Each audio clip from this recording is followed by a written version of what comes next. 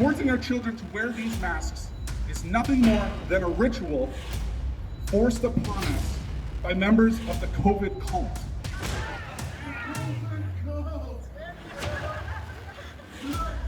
My name's Josh Lear of the People's Party of Canada. Thank you all for inviting me to speak today at Guelph Freedom Rally. For the past week, I've been trying to figure out what I wanted to say here. And it's been difficult for a couple of reasons. The first being that as a nation, Canada is facing so many issues right now. And the other reason is that all of you are so well informed. The fact that you're standing out here today in this freezing weather tells me that you understand how dire our situation is.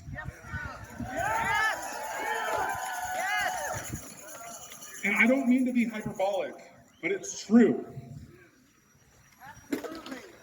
Today, I could talk about how the World Health Organization's chief scientist has stated that there's absolutely no evidence to suggest that children need boosters.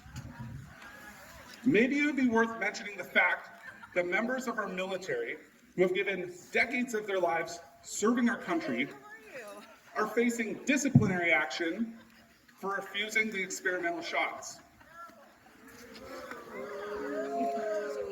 Boo. Should I dissect a 2009 Wall Street Journal article titled, "Billionaires Try to Shrink World Population"? I could talk about how many members of that billionaires club have largely funded Moderna.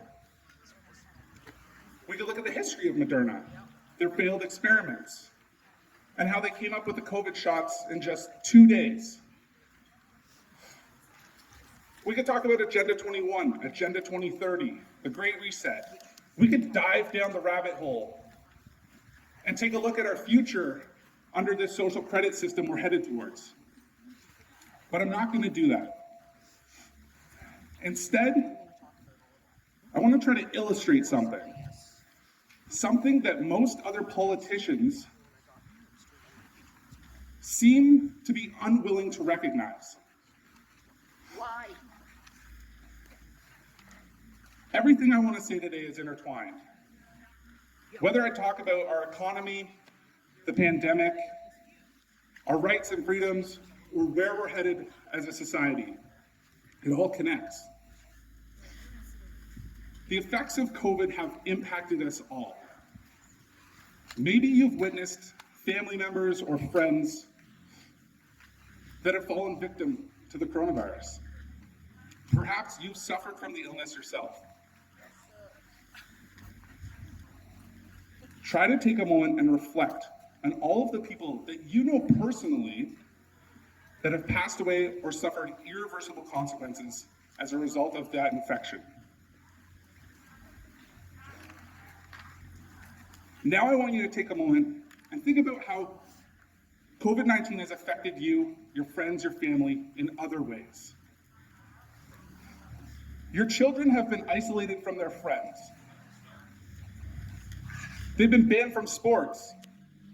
They've been forced to wear ritualistic masks all day long.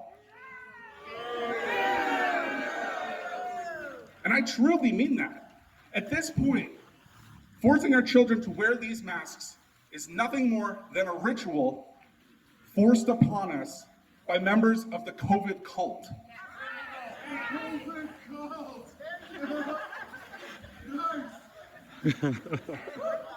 Let's keep reflecting for a moment. Think about how COVID has affected your relationships. You've lost friends. You might even have family members who refuse to dine with you over the holidays. You've been barred from restaurants. You've lost your jobs, your businesses. And you can't even escape your own country. All in the name of health and safety. Trust me, I know what you're going through. I know what it's like. I want to share with you a little bit about my experiences with COVID-19. Now, as a rule, I think we need to be cautious about sharing our personal and private medical information publicly. But I need to illustrate something in this speech, something critical, something that I hope will stick with you, and something I hope you will spread to anyone willing to come within 6 feet of you. 2 years ago, I was infected with COVID-19. I had a crushing headache, a high fever, and my fingers started to turn blue. I had to go to the hospital. It wasn't fun at all. My wife was pregnant at the time, and I didn't want to get her sick. So I even wore a mask and slept on the couch. And after a few days, I was back to normal. And thankfully, my wife never got sick. But since then, COVID has continued to have a negative impact on my life. It started with the first lockdowns and the loss of income. 2 weeks to flatten the curve. Remember that? My daughter never got to meet most of her relatives in her first year of life. I began to lose my friends one by one. They couldn't get over the medical decisions that I had made for my body. It started out gradually. At first, they stopped hanging out quite as often, and eventually, they just stopped all communication. Then things got worse. I was placed on unpaid leave for not complying with COVID protocols. Now there comes a point for all of us where you have to take a stand. And what that point is for you might be different than the person standing next to you. For me, there are certain principles, certain axioms that I just won't break. And some people around me will say that I'm being too stubborn. Life would be much easier if I wasn't always sticking to my principles. But I see the consequences of what happens when the sheep play follow the leader, and I don't want to take part in it.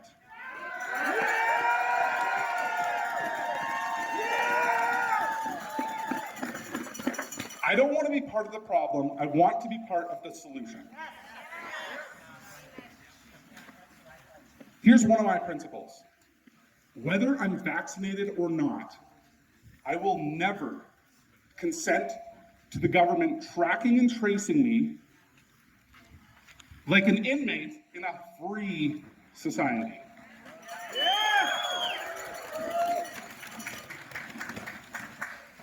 So for our 10th anniversary, my wife and I went out for dinner at a restaurant where we were unallowed to eat inside. We had cutlery in hand with gloves on because it was so cold on the patio. We were the only ones out there, which might have been romantic in a way,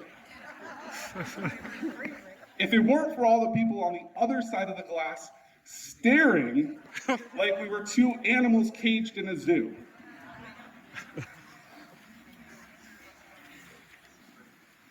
But being banished from society isn't the only way that COVID has continued to wreak havoc on my family.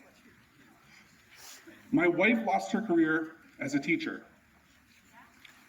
Katie spent her entire life trying to become the world's best teacher possible. She even has a mug to prove it. And when it came time, she advocated for her students, stood by her convictions in the hope that the rest of her family of teachers would stand beside her in solidarity and fight against her school's unjust mandates. But they didn't. They turned a blind eye, they looked the other way, and she was fired. In some sense, we've just completed a type of thought experiment. A few moments ago, You thought about how the coronavirus directly impacted the health of all of those around you. And then you did what I just did. And you reflected on all of the ways that these mandates implemented by politicians affected you. By comparing these two things independently, we can come up with a sort of cost-benefit analysis. When you look at my situation, and I'll add that I'm very thankful, I'm very fortunate not to know a single close friend or family member that has suffered any serious consequences of a COVID infection, including my two 90-year-old grandparents. But when you think about my history that I've had with COVID that I've outlined here today, which has been worse? Was it the handful of days that I felt ill? Or was it the rolling lockdowns, unjust mandates, and propaganda brainwashing my friends and family? Yeah. We just did what most politicians seem to be unwilling to do. If we had accountable leaders in government, they would have done this exact same exercise over 18 months ago. And if they were honest, which we know most of them aren't, they would have concluded what you and I probably just concluded. That their response to this pandemic has done more harm than good.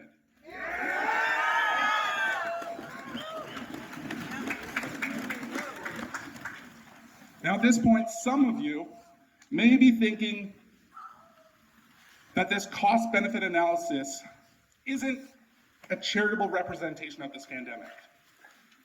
That had I just gone along with the lies of society, my life wouldn't have gotten so complicated. But that's not the whole picture. The fact is, our government has spent $500 billion in their response to COVID-19. They've printed money faster than ever before in our country's history. They've wasted our money on ineffective vaccines, useless masks, tyrannical passports, and faulty tests. Nothing has been done to better our healthcare's infrastructure. In fact, I think it's worse off now that we have fewer nurses and doctors, thanks to their unjust mandates. Inflation is out of control, the cost of living is unaffordable, and things are only going to get worse as they continue to raise the carbon tax, destroying small businesses and making everyday life harder and harder to live. And if Trudeau has his way, not only will our truckers be out of work, but there will be no food left for us to buy.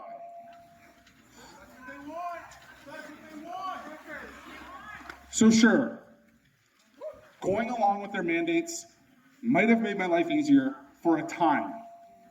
But the government's response to this pandemic is going to have lasting consequences for generations. Just think about the fear and anxiety we've instilled on a generation of our children. I've heard stories from parents telling me that their kids are afraid to go to sleep at night without their masks on. And we still don't fully understand the long-term consequences of vaccinating our kids with experimental mRNA therapy. Look around, and you'll see professional athletes dropping like flies from heart attacks and myocarditis. It's easy to turn a blind eye and look the other way and just follow society. But by complying, we're paving the way for a very dark future for our children. Unless we say no more.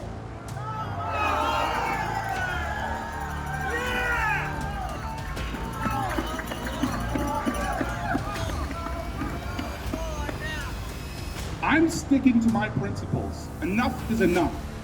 Will you join me?